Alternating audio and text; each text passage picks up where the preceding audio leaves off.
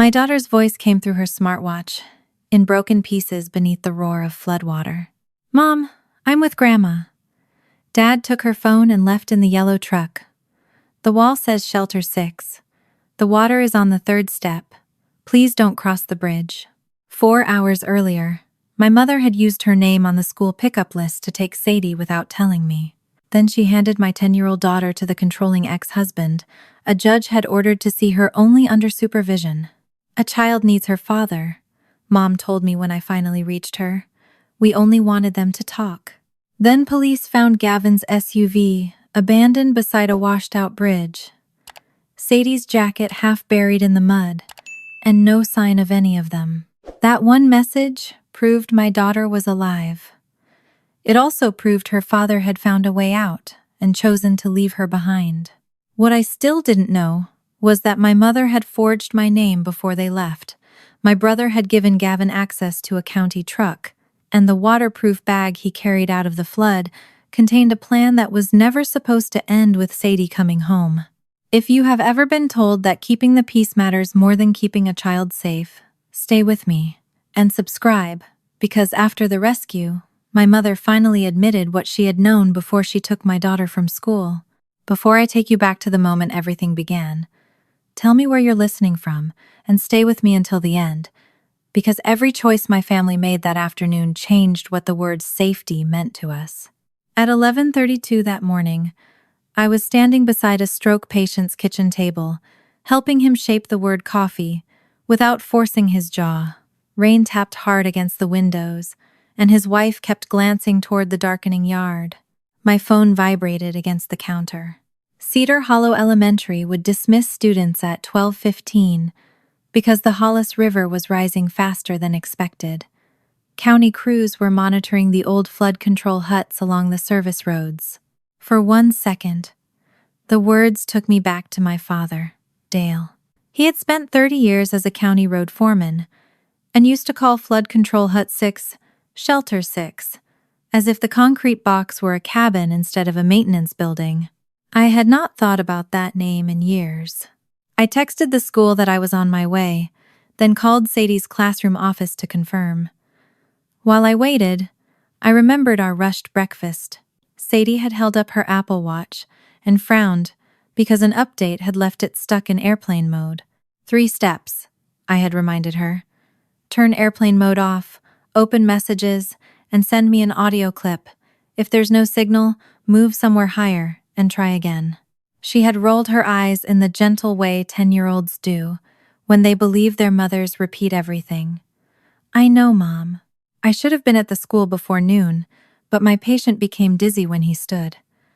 I could not leave until his wife had him safely seated, and the on-call nurse had taken over. Then a flooded intersection forced me onto a slower road. I pulled into the school lot at 12:48. Buses were already gone. Parents hurried through the rain with children pressed under umbrellas. I ran into the office, wet from the knees down, and gave the secretary Sadie's name. Her expression changed before she answered. Sadie was signed out at 12:16. "By whom?" I asked. "Your mother, Marjorie Reed." The room seemed to narrow around me. Mom had permission to pick Sadie up because she had helped during my divorce. She knew our family code and had collected her before. But I had not called her that morning. "I didn't authorize that today." The secretary turned toward her computer. "She is listed as an approved pickup person. She used the correct code and signed the log." I called Mom. It rang until voicemail. I called again. This time, the call was rejected. My hands went cold. I opened the court-approved parenting app and typed Gavin's name with both thumbs. "Where is Sadie?" My mother removed her from school without my permission. "You are not authorized to see her outside supervised visitation. Return her immediately and send your location." The message showed as read, but no answer came. Gavin had always known how to use silence as a weapon. During our marriage, he would ignore 5 calls, then answer the 6th and speak softly while I was breathless. Later, he would tell people my repeated calls proved I was unstable. After I left him, I taught myself not to chase his silence. That afternoon, every second he refused to answer felt like a door closing between me and my child. The principal brought me into a small conference room and pulled up the security footage. At 12:16, Mom walked through the front doors holding Sadie's hand. Sadie wore her yellow rain jacket and carried the backpack with her paper animals pinned to the zipper. She did not look frightened. She looked relieved to see someone she trusted. The exterior camera showed Mom's sedan leaving the school lot. It did not show where she went after that. I called her again. This time she answered. "Mom, where are you?" Her voice was too measured. "Naomi, calm down. Put Sadie on the phone. She's fine. Gavin only wanted to take her for hot chocolate and talk without you making everything tense." A low road hum filled the background. Then I heard Gavin's voice, distant but unmistakable. "Hang up, Marjorie." My heart slammed against my ribs. "You are in his car," Mom inhaled sharply. "I'm making sure everything stays peaceful. Tell me where you are." "You have turned every conversation into a court case. Gavin is under an immediate temporary order. He can only see Sadie at the supervised visitation center. You know that." "I know what you told me." "No, you saw the order." For the first time, anger slipped through her careful tone. "A child needs her father, Naomi." The call ended. I stared at the dark screen for half a second, then dialed 911. I did not tell the dispatcher my entire marriage. I gave her the order date, October 8. I explained Gavin's supervised contact restriction, provided his license plate, described Sadie's clothes, and sent a current photograph through the emergency link. "My mother was authorized to pick her up," I said, forcing each word to stay clear. "She was not authorized to transfer her to Gavin. He knows the order. He has my daughter now, and they will not tell me where they are." Police reached the school within minutes.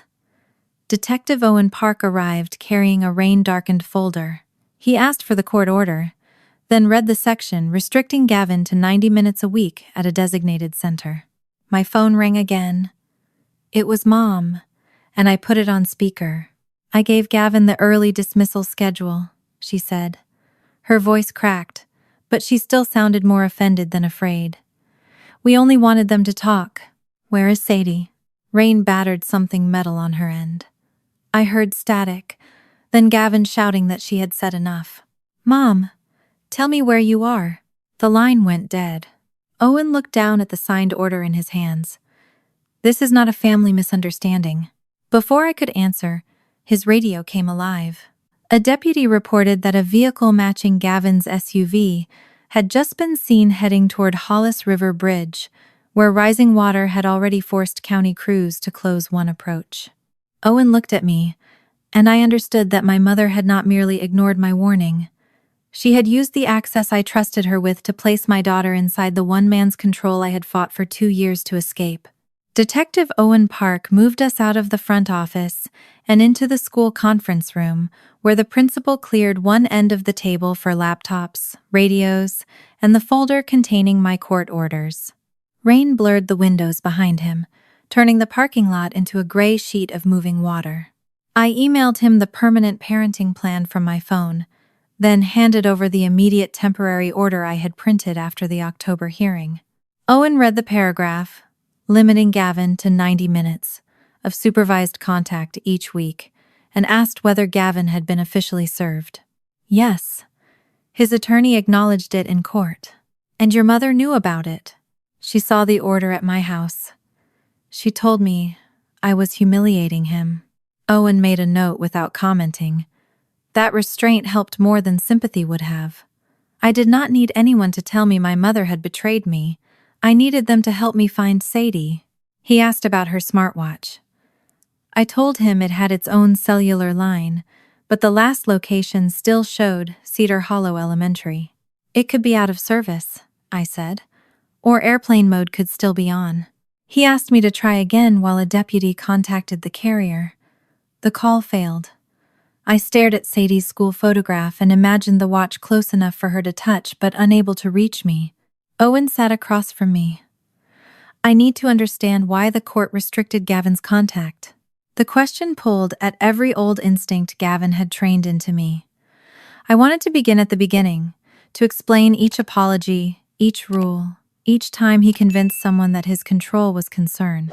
I could have spent an hour proving I had not overreacted. Instead, I gave Owen 3 facts. During our marriage, he canceled our shared credit card because I bought movie tickets without asking him. He called my clinic when I was 12 minutes late, getting home and demanded that the receptionist verify I was still there. After we separated, he appeared at Sadie's therapy appointment, even though the location had only been shared with immediate family. Owen's eyes lifted at the last one. Did you ever determine who told him? No, I said. The answer sounded different now than it had that morning.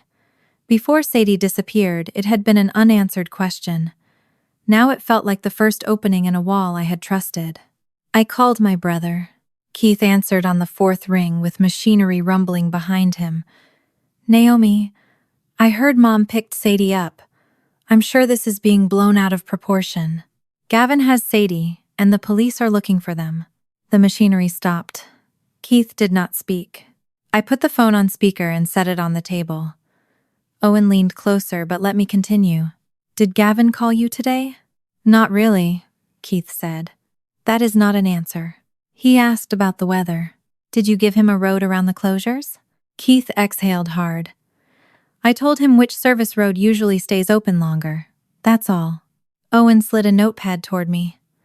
I wrote service road and circled it. Did you know he was taking Sadie?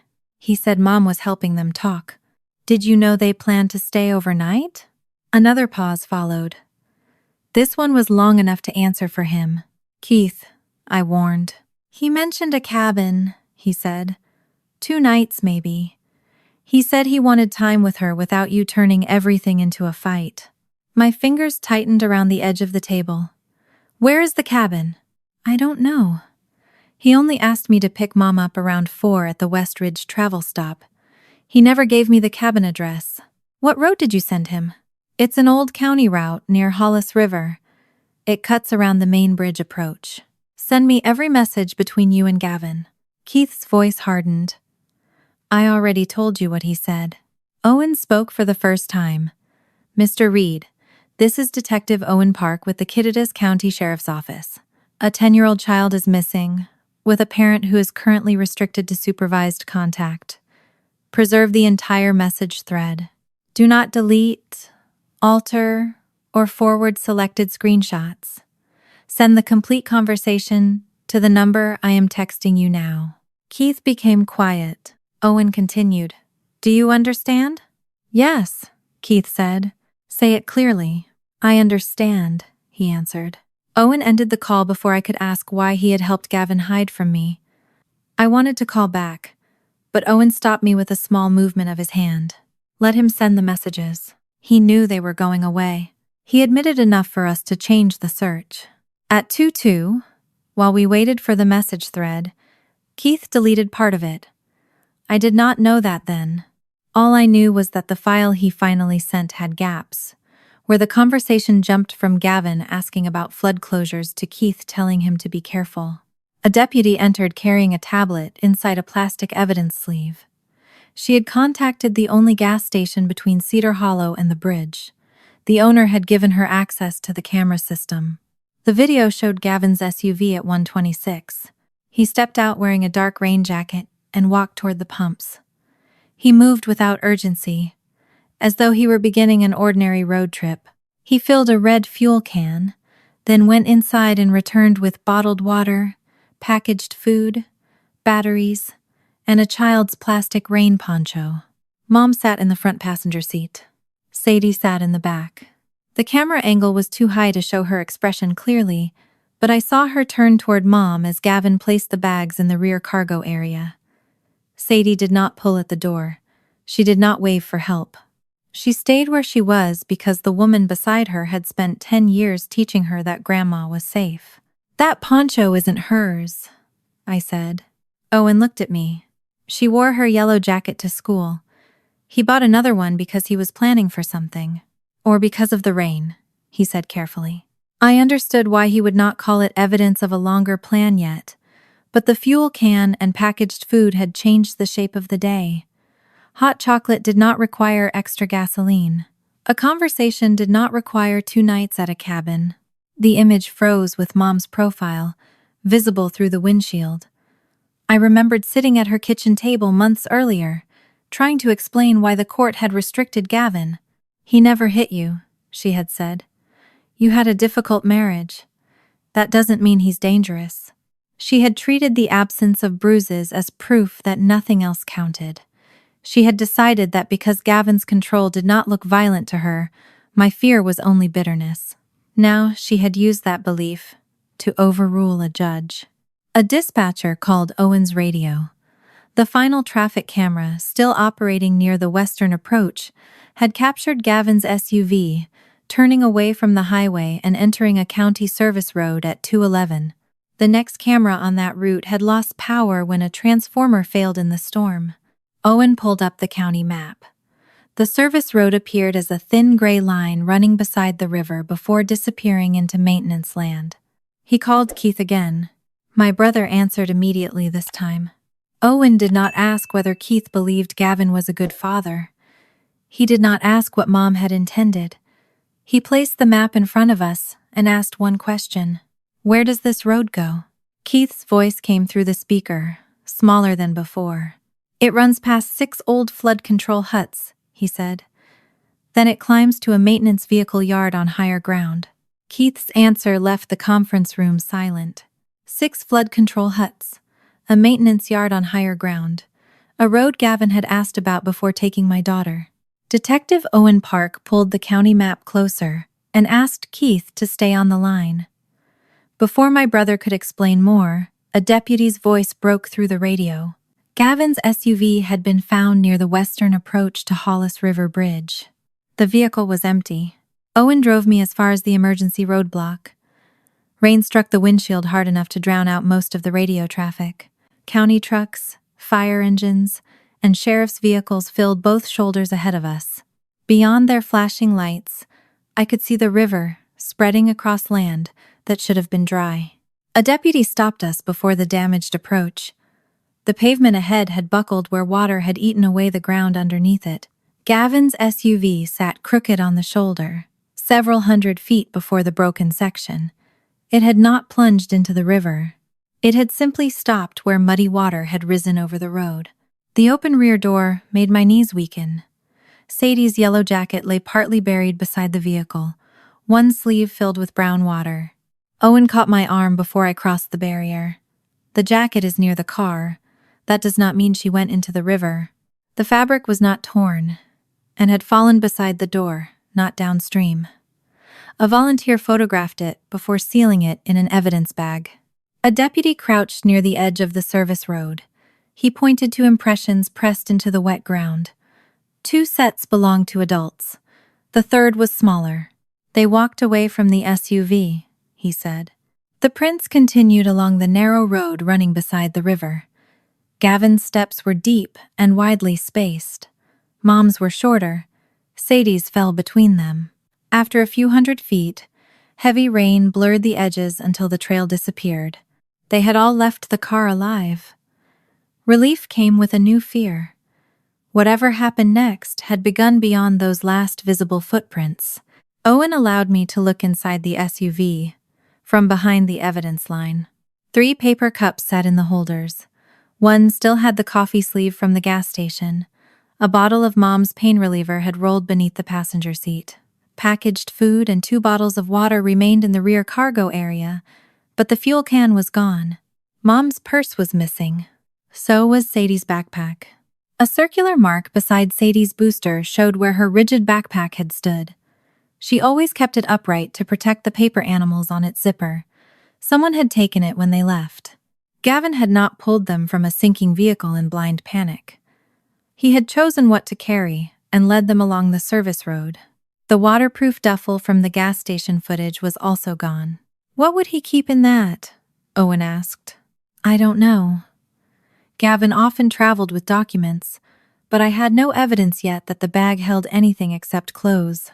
Keith arrived 20 minutes later in his towing jacket, dressed like a man coming to solve someone else's emergency. "I came to help," he said. "You already helped," You gave Gavin this road.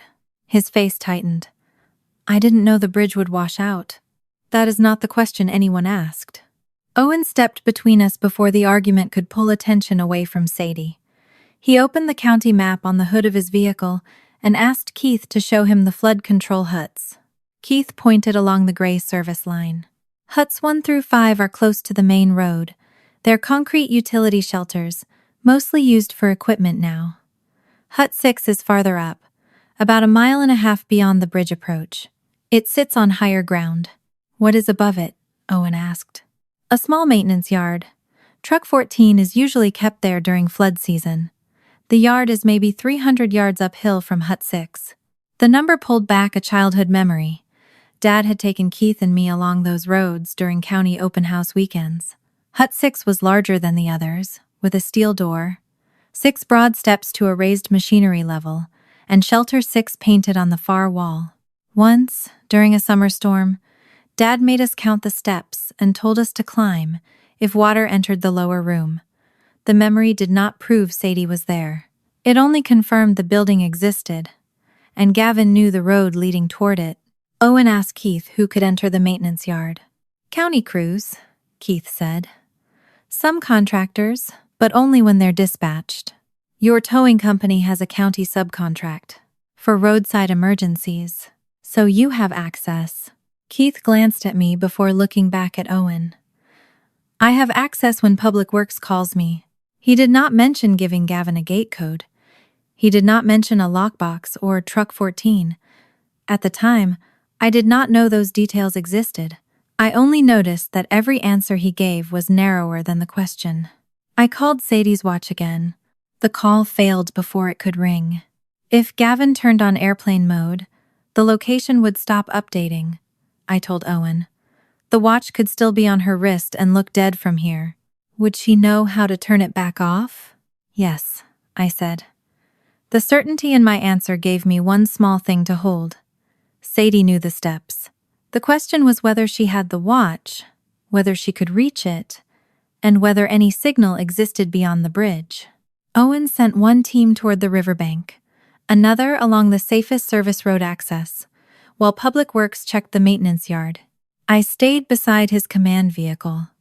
Running toward the water would only create another emergency, so I answered questions about Sadie's clothes, her fear of deep water, and how she might respond to rescuers. At 3:34, Public Works called back. Their tracking system still listed Truck 14 as parked in the maintenance yard. No dispatcher had authorized its use that afternoon. The yard camera had lost power during the outage, so no one could confirm whether the truck was physically there. Keith looked away when Owen repeated that information. A search team farther up the service road reported finding fresh tire tracks near the maintenance yard. They were wider than Gavin's SUV tires and deep enough to come from a county utility truck. The tracks led away from the river toward the eastern evacuation route. Someone had driven out of the high ground after Gavin's SUV was abandoned. The discovery gave me hope and terrified me at the same time. Sadie might have reached shelter. She might have been moved into another vehicle. Or someone might have taken the only working truck and left her behind. By 4 o'clock, the rain had darkened the afternoon until the emergency lights reflected off every wet surface. I stood under the raised rear door of Owen's vehicle, staring at the unmoving location circle on my phone. At 4:06, the screen changed. A notification appeared from the cellular number assigned to Sadie's watch. It was not a location update or a completed call. An audio message had arrived, its progress bar filling slowly as weak data came through. I pressed my thumb against the screen and watched my daughter's voice begin to download. The progress bar stopped twice before the audio file finally opened. At first, all I heard was rushing water, wind striking metal, and a broken breath that sounded too small to belong inside that noise. Then Sadie's voice pushed through. "Mom, I'm with Grandma." Dad took her phone and left in the yellow truck. "The wall says Shelter 6. The water is on the 3rd step. Grandma hurt her ankle. Please don't cross the bridge." My knees weakened, and I caught the edge of Owen's table. Sadie was alive, frightened, and somewhere beyond the river. Then the rest of the message separated from the noise. Gavin had left. Mom was injured, and the water was rising. Owen took my phone only after I nodded. He played the message again, holding the speaker close, while the dispatcher lowered the radio volume around us.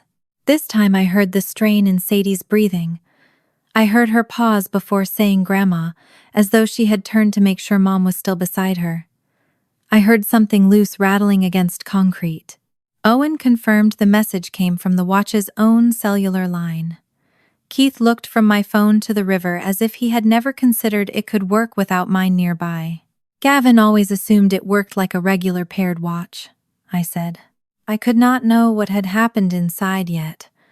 I only knew Sadie had remembered enough of our morning instructions to reach me once. The county map showed 2 places connected to the number 6, a modern evacuation center and flood control hut 6. The old hut, I said.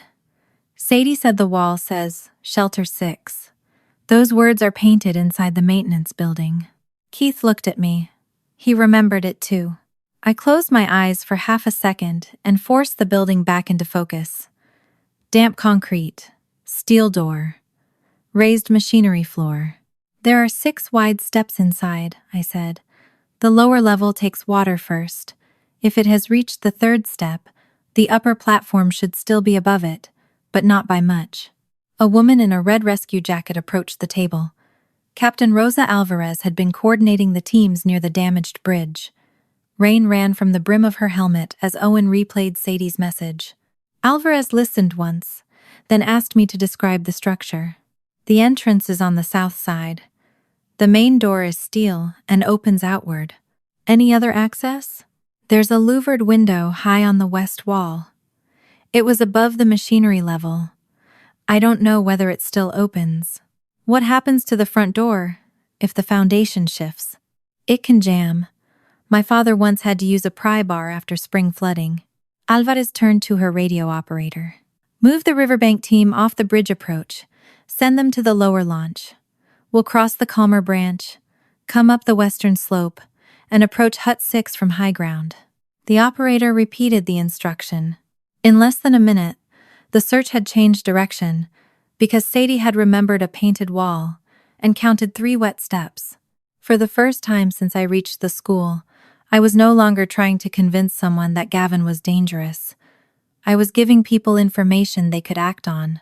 Keith moved closer to the map. The ground between the hut and the maintenance yard is higher than the service road. Owen turned toward him. Then tell us everything about Truck 14. Keith's face lost what little color remained. I already told you it's stored uphill. You said only county crews and dispatched contractors could enter that yard. That's true, Keith said. Do you have the gate code? Keith rubbed a hand over his wet hair. My company has an emergency subcontract. That was not my question. Yes, he admitted. Did you give the code to Gavin? Keith looked at me before answering. That glance told me he was still measuring the truth by how much damage it would do to him. I sent him the gate code, he said. He said he wanted a backup route in case the roads closed. Owen's voice stayed level. What else? There's a lockbox near the equipment shed. Truck 14's spare key is kept there during flood season. You sent him the lockbox location? Keith swallowed. Yes. The admission landed differently from the service road. A road could still be called advice. A key location was access. You gave him a county truck, I said. I gave him information. I never thought he would actually take it. He asked you how to avoid the main roads, how to enter a locked yard, and where to find a vehicle during an emergency. I thought he wanted options. For taking my daughter where I could not find her. Keith opened his mouth, but Owen cut him off. Was there a separate code for the key box? Keith nodded and recited it. Owen transmitted the information to dispatch. Within moments, a county-wide alert went out for Truck 14, a yellow maintenance vehicle with public works markings. Checkpoints were instructed to look not only for a missing child, but for a man traveling alone in a county truck. That final instruction tightened something inside me. Sadie had said Gavin left in the yellow truck. She had not said he took her. Owen must have seen the realization on my face. The message places Sadie with your mother at the shelter, and Gavin somewhere else. We are looking for both. Captain Alvarez headed for the rescue transport, and I followed. I'm coming with you. She stopped. If I take someone without swift water training, I spend personnel protecting you instead of reaching your daughter. Stay where we can ask you questions. Standing still felt like abandonment, but Sadie's last words returned to me. Please don't cross the bridge. Ignoring her would turn her warning into another emergency. I stepped back. Bring her home. That is the plan. Before the rescue vehicles moved, I opened messages and pressed the audio button. I kept my voice steady, because Sadie did not need to hear what fear had done to me. Stay high. Don't enter moving water. Help is coming. I heard you. The message showed as sending, then paused. I left it there. I did not know whether it would reach her, and no second message came back. The rescue team crossed from the lower access point, left the boat beneath a wooded slope, and climbed toward the hut. I stayed beside Owen, answering questions about the west window and the raised platform. At 4:24, Alvarez's voice came over the radio. We have the roof in sight. I gripped the edge of the table. Then she continued. The ground between the hut and the maintenance yard is cut off by moving water. We have tire tracks on the far side.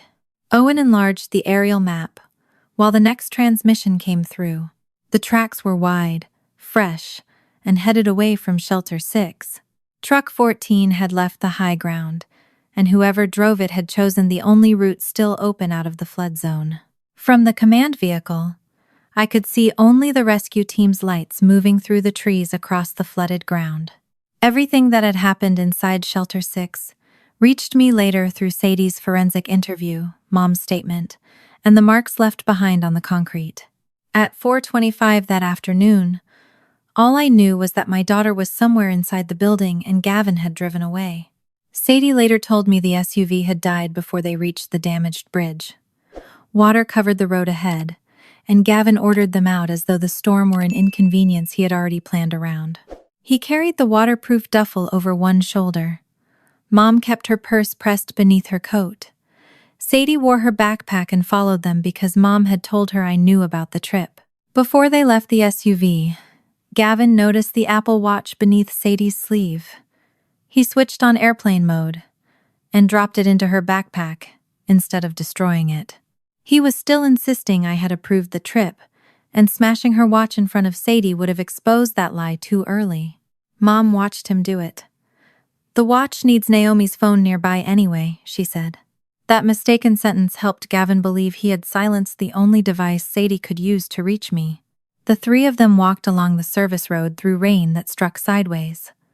By the time they reached Shelter 6, water had begun spilling over the lower edge of the foundation, but the entrance was still clear. Mom told police she knew then that Gavin had lied about the cabin. The concrete utility hut had no beds, no heat, and no road leading toward Wenatchee. She saw the painted words on the wall and asked where he was really taking them. Gavin did not answer. Before climbing toward the maintenance yard, Gavin took the waterproof duffel and Mom's phone, which he had grabbed when she tried to call me. He had remembered the gate code and lockbox information Keith sent him. He told them he was going to find a safer vehicle and would return in a few minutes. While he was gone, the storm changed the ground around the hut. Water crossed the service lane in a shallow sheet, then deepened quickly. Mom stepped outside to see whether Gavin was coming back. Mud shifted beneath her shoe, and she fell against the concrete threshold. Her ankle twisted under her. Sadie could not lift her. She was 10 years old, wet, frightened, and much smaller than the woman lying beside her. What she did was simpler and more believable, but it still saved Mom from being trapped on the lower floor. An orange utility strap hung from a hook near the machinery stairs. Sadie dragged it down, looped one end around the metal handrail, and handed the other to Mom. You pull with your arms, she told her. I'll keep your bad foot straight. Mom used her good leg and both hands to move backward one step at a time. Sadie stayed beside the injured ankle, lifting it just enough to stop it striking the concrete. It took them several minutes to climb 6 steps. By the time they reached the raised machinery platform, water had entered the lower room. Sadie opened her backpack to find something dry for Mom and discovered the watch beneath a paper fox she had made for school. She remembered the instructions I had repeated that morning. She turned off airplane mode and opened messages. The first audio clip failed. The screen showed, "Not delivered." She tried again from the upper platform, but there was still no signal. At the command vehicle, Captain Alvarez's team reported that they had reached the western slope. The mud was slowing them, and the moving water between the trees made a direct approach impossible. I stood with one hand against the table, answering every question they asked. I knew where the upper window had been 20 years earlier. I knew the platform covered only the northern half of the building. I did not know whether Sadie was still above the water. Then Truck 14 returned to Shelter 6. Sadie heard the engine before she saw the yellow vehicle through the high window. Gavin had found the truck and driven it down from the maintenance yard, but the service lane between him and the hut was no longer a road. Water rushed through it fast enough to carry branches. He stopped on the opposite side and shouted for Sadie to come out. Mom could not stand. Her ankle had swollen inside her shoe, and she could barely move without using the strap. Sadie opened the steel door only far enough to see Gavin through the rain. He pointed toward the truck and told her the water was not deep. Sadie watched pieces of wood spin past his tires. "My mom says not to walk in moving water," she called back. Gavin told her she was making everything harder. Then he said Mom had filled her head with fear and that if she loved him, she would come. Sadie did not argue with him. She looked at the water and stayed inside. Mom later admitted she begged Gavin to use the truck radio and call the county. Truck 14 was an emergency vehicle. The radio was mounted beside the steering wheel, and the maintenance yard remained on higher ground.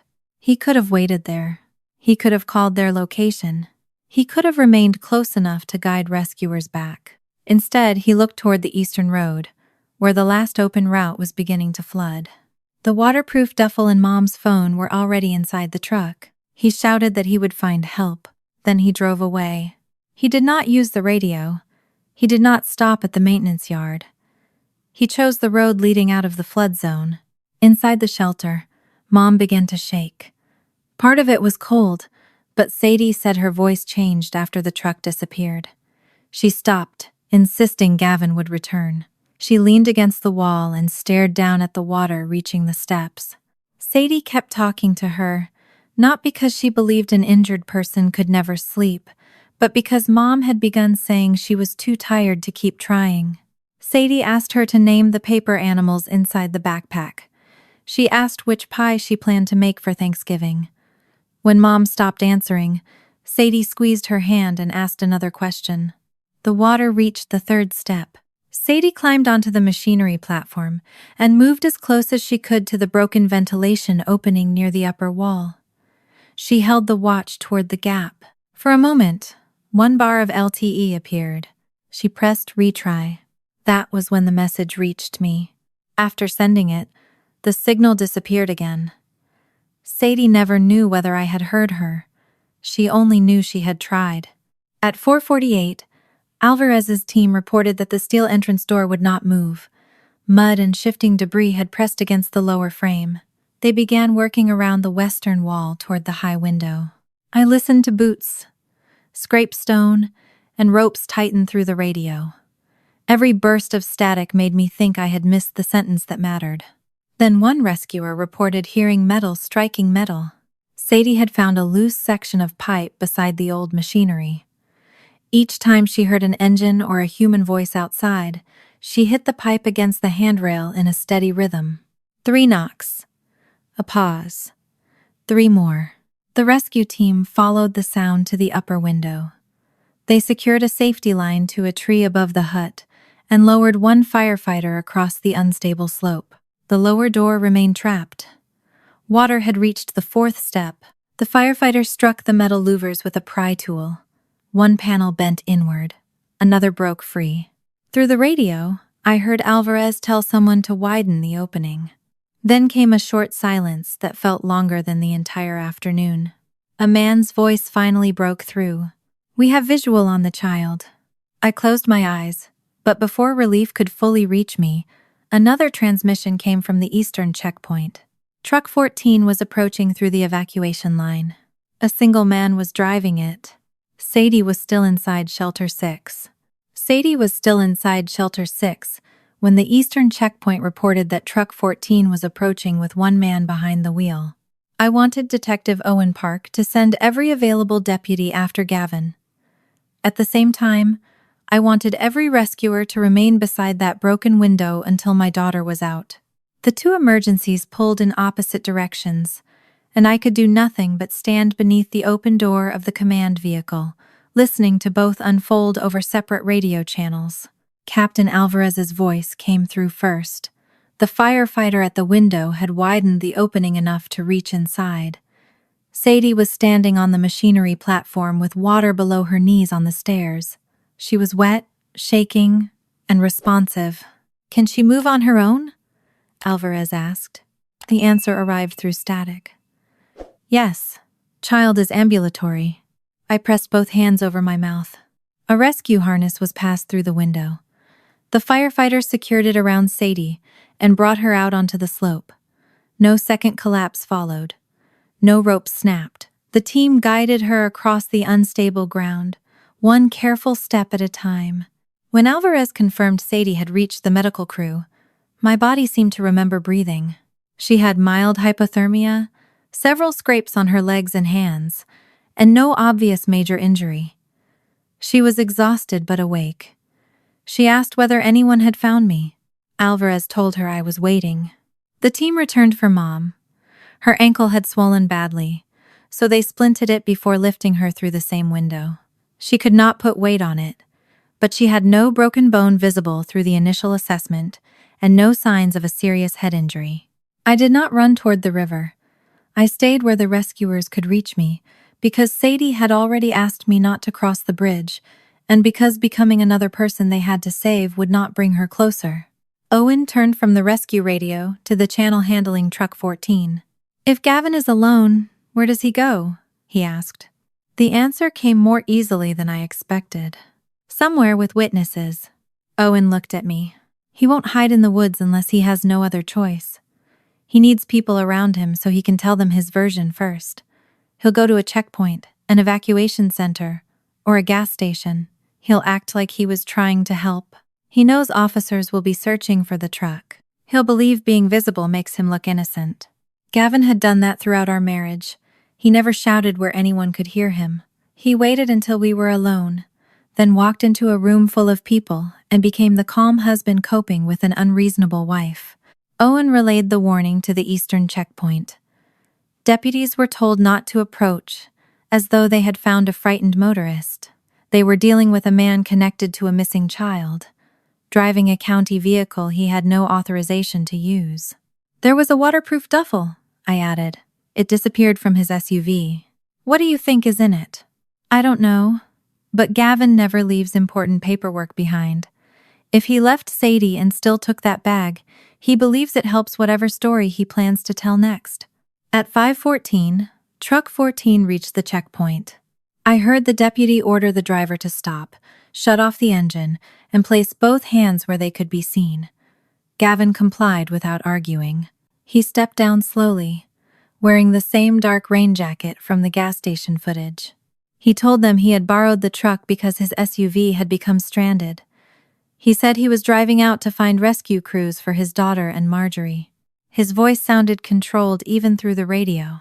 A deputy asked why he had not used the county radio mounted inside the truck. Gavin said he had tried, but there was no signal. The dispatcher immediately confirmed that Truck 14's radio had connected with the county network minutes earlier when the vehicle passed a repeater. Gavin changed his explanation. He said he had not known how to operate it. Then a deputy saw Mom's phone in the cup holder. Gavin first said she had given it to him so he could call for help. When reminded that no call had been placed, he said she must have left it in the vehicle. Only after officers told him Sadie's message stated he had taken the phone did he claim he had grabbed it accidentally while gathering supplies. Each answer replaced the previous one without acknowledging the contradiction. The deputy reported a sealed waterproof duffel on the passenger side floor. Owen ordered them not to open it at the checkpoint. The truck and bag would be impounded, sealed, and searched only after the proper warrant had been obtained. Gavin's careful story began to lose its shape anyway. He had taken a county vehicle without permission. He had violated the court order limiting him to supervised contact. My daughter's message placed him at Shelter 6 before he drove away alone. He had Mom's phone, an emergency radio he had not used, and no record of calling for help. Deputies placed him under arrest based on the evidence they already had. The final charges would be decided later, but that afternoon they had probable cause tied to the unauthorized truck, the violation of the parenting order, taking Sadie outside his permitted contact, and leaving her in danger. He did not get to speak to me.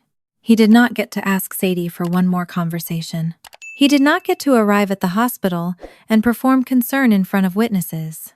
By the time the ambulance carrying Sadie reached Kittitas Valley Healthcare, I was waiting inside the emergency entrance.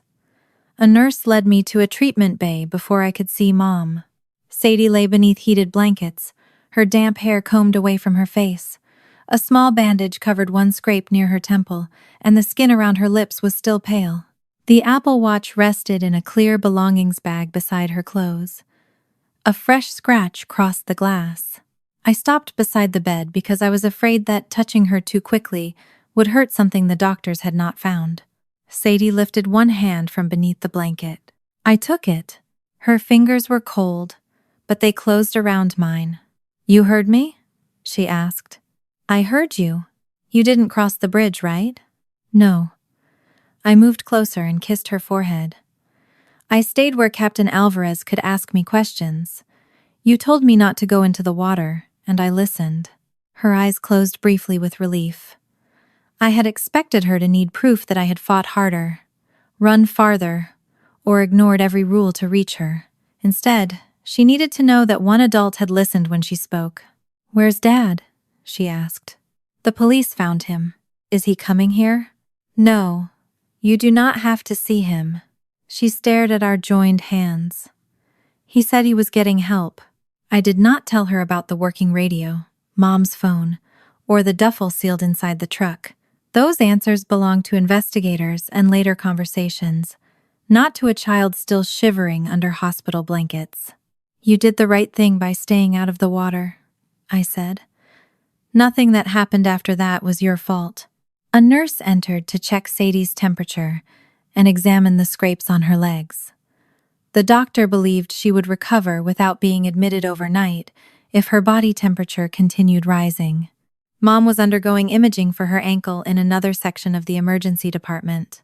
Sadie watched the doorway whenever footsteps passed. Nearly an hour later, an orderly pushed Mom through the hall in a wheelchair. Her injured leg was elevated, and a temporary brace ran from her foot to below her knee. She looked smaller than she had that morning, but not innocent. Sadie saw her through the open curtain. She did not ask whether Grandma was in pain. She did not ask whether the doctors would let her go home. She turned toward me, and the fear in her face had changed. It was no longer fear of the river or the locked shelter. It was the fear of learning that someone she trusted had known more than she admitted. "Grandma knew we weren't coming home tonight, didn't she?" I could have softened it. I could have told her we would discuss it later or that Grandma had made a mistake. Instead, I gave her the part of the truth I could already confirm. "She knew you were supposed to be gone for 2 nights, I said. "I'm still finding out what else she knew." Sadie kept watching me after I told her Grandma had known they were supposed to be gone for 2 nights. The heated blanket hummed softly around her, and rain ticked against the emergency room window. She looked exhausted, but her eyes were clear. "Why didn't she tell you?" "Because she thought she knew better. Because she wanted to prove I had exaggerated Gavin. Because my mother had spent 2 years treating every boundary I set as an accusation against the family she wanted to believe we still had." I gave Sadie the part she could carry. Because she knew I would say no. Her fingers tightened around mine. Does Grandma think you're bad? The question hurt more than anger would have. Sadie was still trying to understand the adults around her by deciding which one of us must be wrong. I think Grandma believed she was right, I said. Adults can love a child and still make a dangerous choice because they want to be right more than they want to listen. Sadie stared toward the open curtain where Mom had passed in the wheelchair. She told me you knew. I didn't, I said. She said it was a surprise. I know. Her face folded inward, not into tears but into silence. I had seen that expression before whenever Gavin made her feel responsible for choosing between us. You did not cause this, I told her. You did not make Grandma lie. You did not make your father take you. The adults who made those choices are responsible for them. A nurse entered to check Sadie's temperature. While she adjusted the blankets, Detective Owen Park appeared outside the curtain and waited until I stepped into the hall. Your mother is asking to speak with you, he said. The doctor will allow a short conversation. Has she given a statement? Only part of one. She keeps saying she misunderstood the trip. I looked back at Sadie. A hospital social worker had joined the nurse and was showing her how to hold a warm cup without touching the scrape across her palm. I'll speak to Mom alone. Owen led me to a small consultation room near imaging. Mom sat in a wheelchair with her injured ankle elevated. A temporary brace covered most of her lower leg. Her wet clothes had been replaced with a hospital gown and a thin robe. She looked frightened. That did not make her innocent.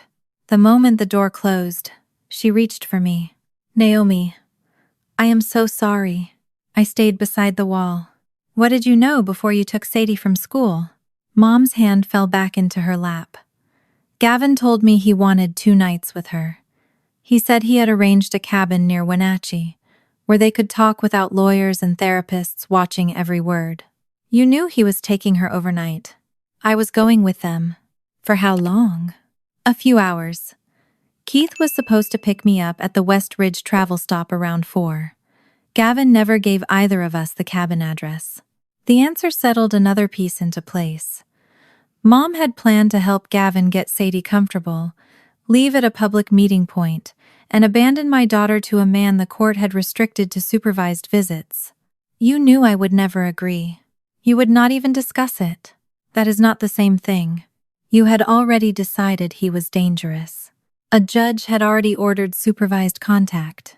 Mom looked toward the door, as if the court order were an unfair guest who had followed us into the hospital. I thought if Sadie spent time with him without feeling your fear, she would remember how much he loved her. You told her I knew about the trip. I didn't want her upset.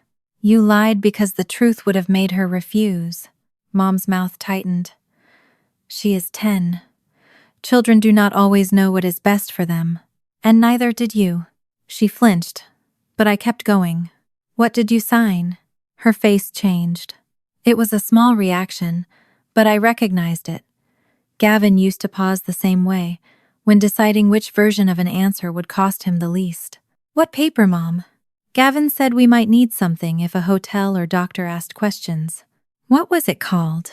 I don't remember exactly. You signed it. She looked down at her hands. Temporary travel and medical authorization. The title sounded official enough to reassure someone who wanted to be reassured. What did it say? That you had agreed for Sadie to travel with Gavin until Saturday and that he could make emergency medical decisions if necessary. I never signed that. I know, Mom whispered, and the room seemed to lose its air. Whose name did you write? Mom's eyes filled with tears. Yours. And then? I asked. I signed my own name as a witness. She had not misunderstood a conversation. She had not simply trusted the wrong person. She had written my name beneath a lie and used her own signature to make it look real. Was it notarized? No, she said. Did you believe it overruled the court order? No, but Gavin said it could stop people from panicking long enough for him to explain. Explain what? I asked. That you had approved the trip. But I hadn't. Mom covered her face. I know that now. You knew it when you signed my name. She lowered her hands. I thought you would be angry, but I thought once Sadie came home happy you would understand. The logic was so complete inside her that it had survived a flooded road, an abandoned vehicle, and my daughter trapped inside a concrete hut. She had believed the outcome would absolve every choice that came before it. If this was only a harmless weekend? I asked. Why did Gavin need a false authorization for police or a motel? Mom's eyes moved away from mine. He said you might call the police before he had time to talk to them. So you knew the paper was meant to help him get past my report. I knew you would react. You mean I would protect my daughter? Mom's voice broke. I never thought he would leave us there. The words carried fear, shame, and the beginning of a request for mercy. You didn't have to know he would abandon her, I said. You only had to know I said he was not allowed to take her. She began crying then, quietly at first. Please tell Sadie I never meant for her to be hurt. No, I said, and Mom looked up. She is lying in a hospital bed because you decided her fear and my court order mattered less than your opinion. You do not get to ask her to make you feel better about that. I need her to know I love her. She needed you to act like someone who loved her before you handed her to Gavin. For several seconds, the only sound in the room was the heater clicking beneath the window. Then Mom whispered, Keith told Gavin about the truck. I know he gave him the road and the gate code. It was more than that. Keith said the maintenance yard was above the floodline. He told Gavin that if the road crews pulled out, truck 14 might still be there. She looked at me as if sharing Keith's part could make hers smaller. It did not. He knew Gavin wanted a backup vehicle. He said it was just in case the road closed. Every person involved had found a phrase that made the same act sound harmless. A conversation, a weekend, a backup route, a paper to keep people calm. Together, those harmless pieces had carried my daughter beyond the bridge. When I returned to the hall, Owen was waiting. My mother admitted she forged my signature, I said. She also confirmed Keith told Gavin the truck might be available if crews evacuated. Owen nodded once. We have a judge reviewing the warrant application now. For the truck in the bag? Yes. If it is signed tonight, the search will happen first thing in the morning. He did not promise what they would find, and I did not ask him to guess. I went back to Sadie's room. She had fallen asleep beneath the warming blankets. On the counter beside her bed, the nurse had placed the clear bag containing her damp clothes and scratched Apple Watch.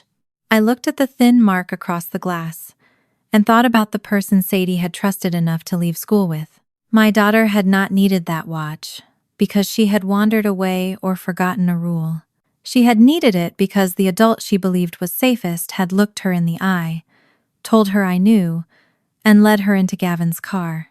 The search warrant was executed the next morning, while Sadie slept in a hospital room 2 floors above the emergency department. She had been cleared to go home once her temperature stabilized, but the doctors wanted to keep her until a trained child interviewer could speak with her. I spent the night in a chair beside her bed, waking each time she shifted beneath the blanket. Shortly after 8, Detective Owen Park asked me to meet him in a private consultation room.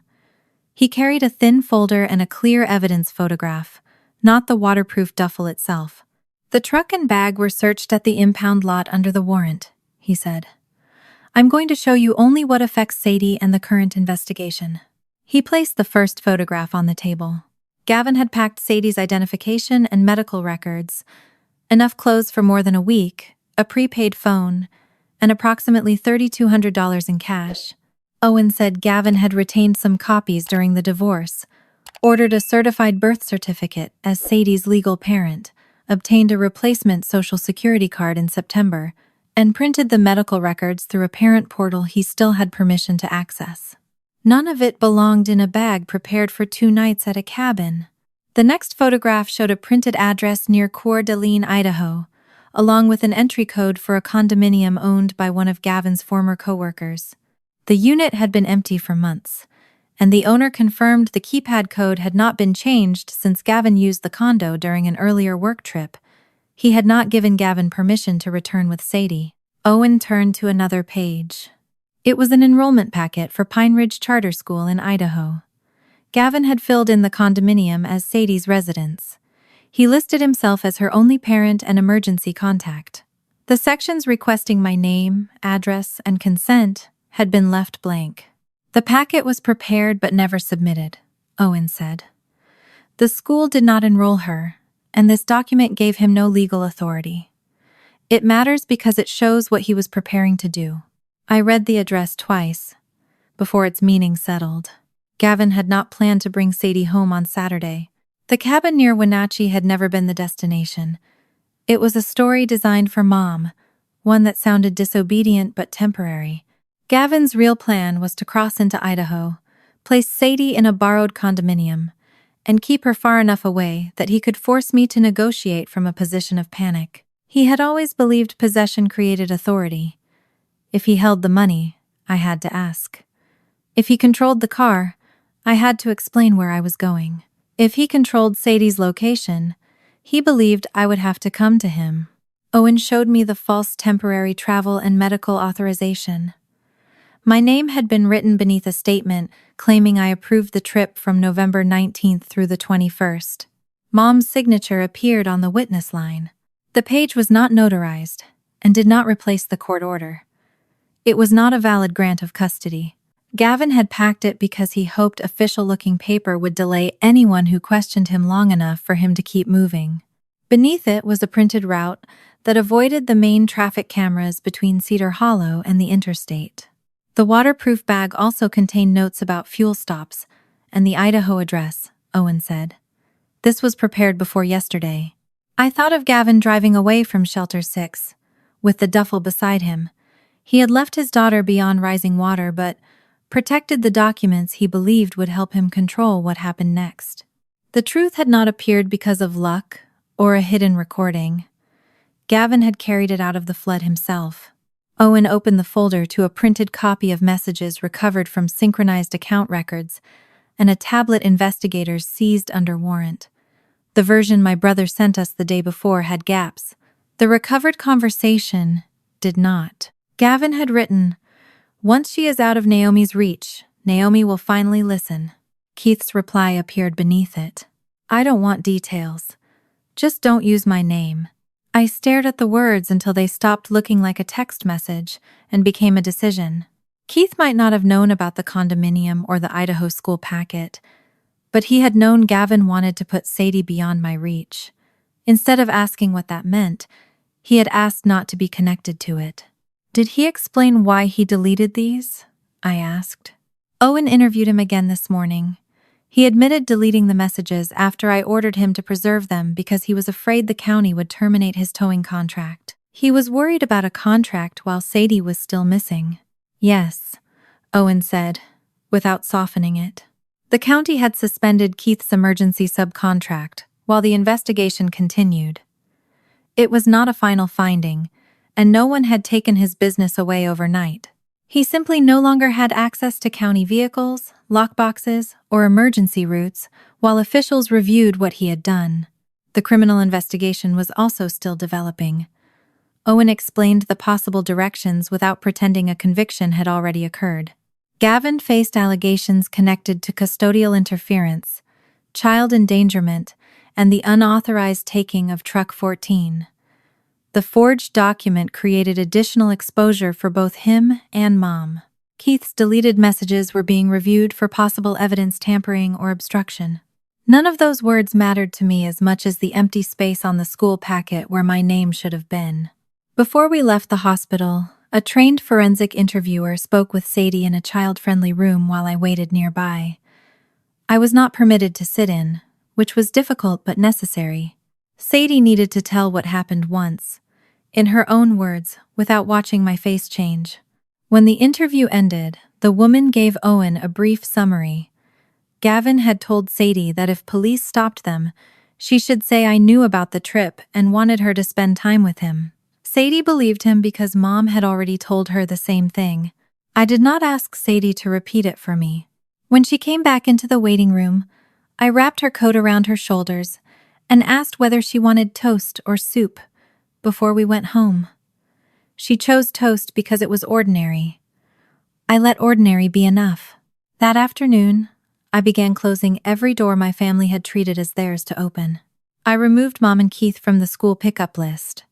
I deleted them as emergency contacts and revoked every medical release that allowed them to speak for Sadie.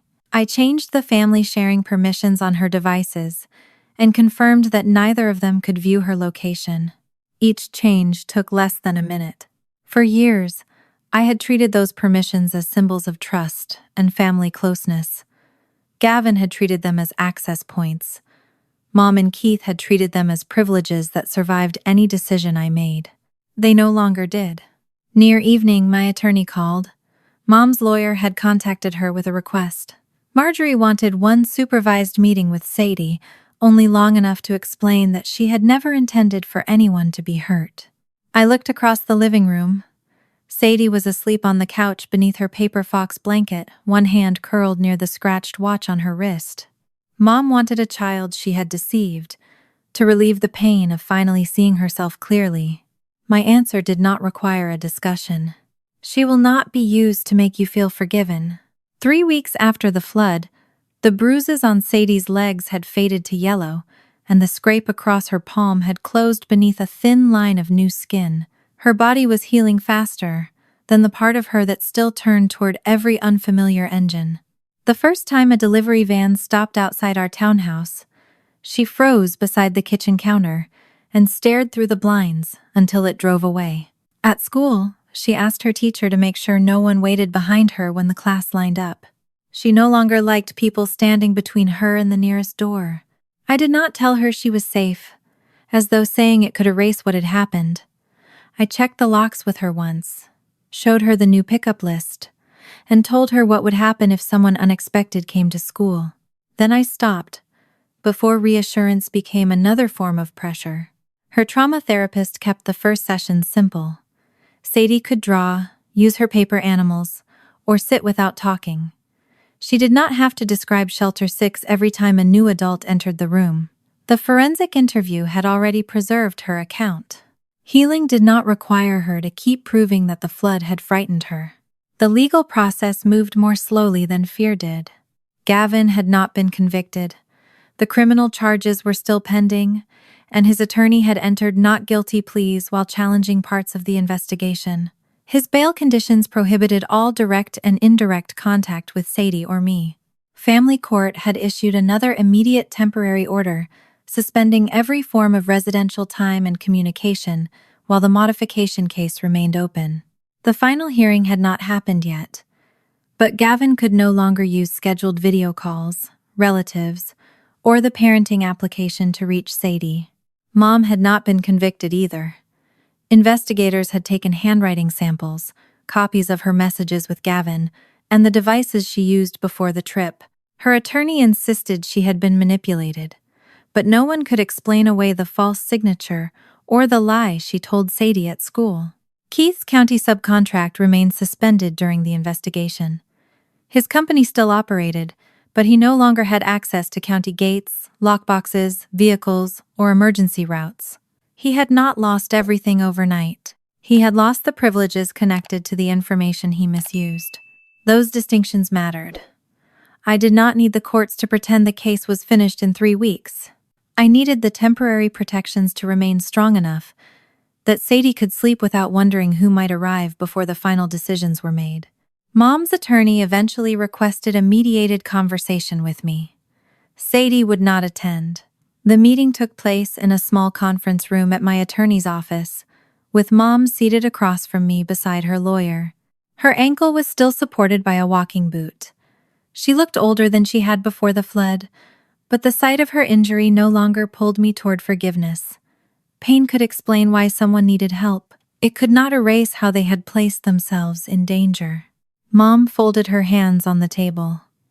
I know saying I am sorry is not enough. I believed Sadie needed time with her father, and I treated your fear like the problem. You forged my signature and lied to her because the truth would have stopped the trip. Her eyes filled. I understand that now. You understood enough then. You knew I had said no. The judge had restricted him, and Sadie would refuse if she knew the truth. You decided his title mattered more than the court order, my warning and her fear. The mediator asked what Mom wanted from the meeting. I want to know what I have to do for you to forgive me. She still wanted a process she could complete and a reward she could expect. This is not a checklist, I said. You do not attend counseling, write an apology, and earn access to Sadie. Change even if she never gives you what you want. I love her. Then respect the fact that she may never feel safe with you. The meeting ended without a schedule for future contact. Mom was permitted to send written communication through the attorneys, but nothing would be delivered to Sadie unless her therapist and I believed it would help her rather than burden her. Keith chose email instead of mediation. He wrote that Gavin had deceived him, that he never knew the destination was Idaho, and that he would carry the guilt of the flood for the rest of his life. He said he had deleted the messages because he panicked, not because he wanted to stop anyone from finding Sadie. I read the email twice before answering. You deleted the messages after Detective Park told you to preserve them. That was the moment you chose yourself over finding her. I did not argue about whether he was a good uncle. I did not list every Christmas or birthday he had attended. Being present during happy moments did not cancel what he did when telling the truth threatened his contract. That evening, Sadie sat cross-legged on the living room rug, repairing one of her paper foxes with clear tape. I had postponed discussing Mom's request until her therapist helped me choose language that did not make Sadie feel responsible for the adult's consequences. Grandma wants to apologize to you, I said. Sadie kept smoothing the tape over the fox's tail. Do I have to see her?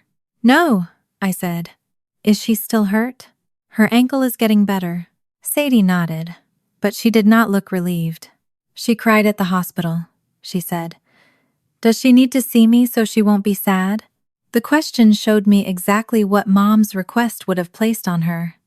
Sadie was already measuring her own safety against an adult's discomfort. Her feelings belong to her, I said. Your safety belongs to us. She finally looked at me. Will she get in trouble if I don't forgive her?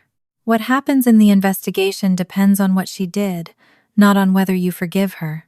Sadie turned the paper fox over in her hands. I don't want her near my school. She is no longer allowed to pick you up. Or our house. She will not come here. Maybe someday I could write something, she said. But I don't want to see her now. You do not have to decide what someday looks like. Her shoulders lowered slightly. She had made a choice about contact, not a decision about punishment. The court orders and safety rules were already in place. I had not handed a 10-year-old the responsibility of sentencing her grandmother. 2 days later, Cedar Hollow Elementary sent me a new emergency contact and pickup authorization form. The old version had contained Mom, Keith, and 2 relatives I had added years earlier, because family was supposed to be the safest place to turn. I filled in my own name first. Then I added Sadie's teacher-approved emergency contact, a close friend who had respected every boundary during the divorce, and the designated school transportation service. 1 line remained empty. In the past, I would have filled it with a relative, simply because an empty space made our family look smaller. This time, I signed the form and left it blank. There would be no family exception. 4 months after the flood, the last dirty banks of snow were shrinking beneath the trees around Cedar Hollow Elementary. The mornings were still cold enough to fog the car windows, but the roads were dry, the river had returned to its banks, and Sadie had stopped asking whether rain was in the forecast before she packed her backpack. She was working on a paper fox for her class storytelling project. The first fox had survived Shelter 6, with 1 bent ear and a water stain across its tail. This one wore a blue paper scarf and had a tiny cardboard book tucked beneath one paw. Sadie placed it carefully inside her backpack, then checked that her Apple Watch was charged. The scratch across the glass was still visible. I had offered to replace the screen, but she said she wanted to keep it. "It still works," she told me. I understood that answer. The watch did not need to become a monument to what happened.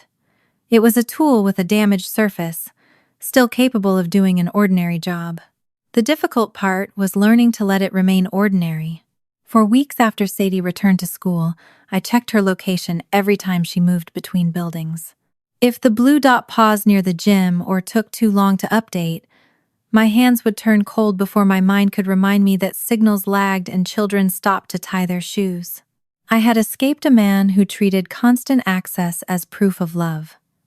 I did not want fear to teach me the same habit under a different name. Sadie's therapist helped us build rules together. Location sharing would stay on during field trips, after-school activities, or any time Sadie traveled without an adult we both knew. On normal school days, she could turn it off once she entered the building. She knew exactly who could see it, and no one could be added to family sharing without telling her. I was still her mother. I still made decisions about safety, but safety no longer meant that I had to watch every step she took. One morning, Sadie stood beside the front door and held up her wrist. "Do you want me to leave the location on all day?" The old answer rose first. Yes, because I needed proof that she was where she should be. Yes, because the last time I trusted someone else, she vanished. Yes, because knowing felt safer than not knowing. I looked at her face instead of the watch. "Are you going anywhere after school?" "No. Mrs. Grant is walking us to the library and back." "Then you can turn it off when you get inside." She studied me for a moment. "You're sure?" "I'm sure," I said. The question told me she had noticed my fear even when I tried to hide it. Letting go of the location was not only about trusting her, it was about proving that what Gavin had done would not become the rule governing the rest of her childhood. Mom's letter arrived that same week through Sadie's therapist. It was handwritten, 6 pages long, and sealed inside an envelope with Sadie's name on the front. The therapist gave it to me first, because that was the agreement. Nothing reached Sadie unless we believed it would help her rather than ask her to carry an adult's guilt. I read it alone at the kitchen table. Mom did not begin by saying Gavin had manipulated her. She did not say she had only wanted a child to know her father. For the first time, she wrote plainly that she knew I had not agreed, forged my name anyway, lied to Sadie, and treated the court order as an obstacle instead of a warning. She wrote that she had placed her belief above my authority as a mother, and above Sadie's fear. She admitted that being abandoned in Shelter 6 did not make her the victim of the story. At the end, she did not ask for a visit. She wrote that she was attending counseling and would continue whether Sadie ever chose to speak to her again. The letter was better than the apology she had offered across the mediation table. That did not make it a key back into our lives. I placed it in a locked drawer with the other legal documents. Someday Sadie might ask to read it. If she did, the decision would belong to her. Until then, she did not need 6 pages of an adult's remorse placed in her hands. Keith continued cooperating with investigators, surrendered his remaining county access codes, and began a program about coercive control. He still had no place in Sadie's daily life. Cooperation was what he should have offered before the flood, not a favor that earned immediate forgiveness. Gavin remained under the no-contact conditions, while both cases continued. I no longer spent nights imagining what I would say if he were forced to listen.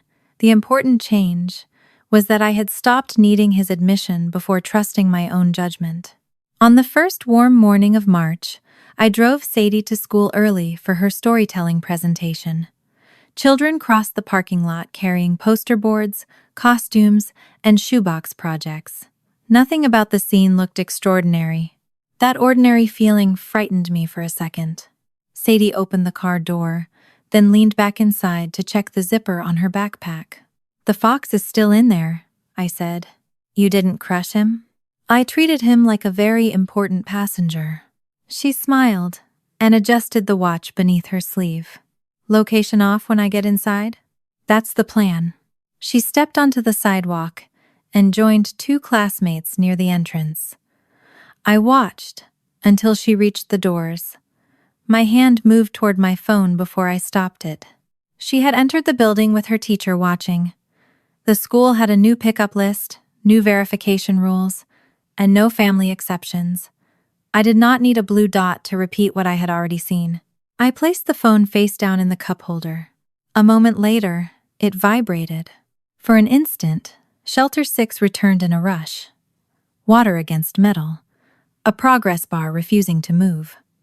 My daughter's frightened voice traveling through a signal too weak to carry anything else. Then I saw Sadie's name and an audio message beneath it. I pressed play. I'm inside. The paper fox survived my backpack. I'm okay, Mom. Behind her voice, I heard lockers closing and children laughing. No floodwater, no wind, no adult telling her what she was allowed to say. I recorded a reply. I heard you. Have a good day. The first message from that watch came from a child trapped beyond floodwater, asking me not to risk my life to reach her. This one came from an ordinary school hallway. It was not a cry for help. It was my daughter speaking because she knew I would listen.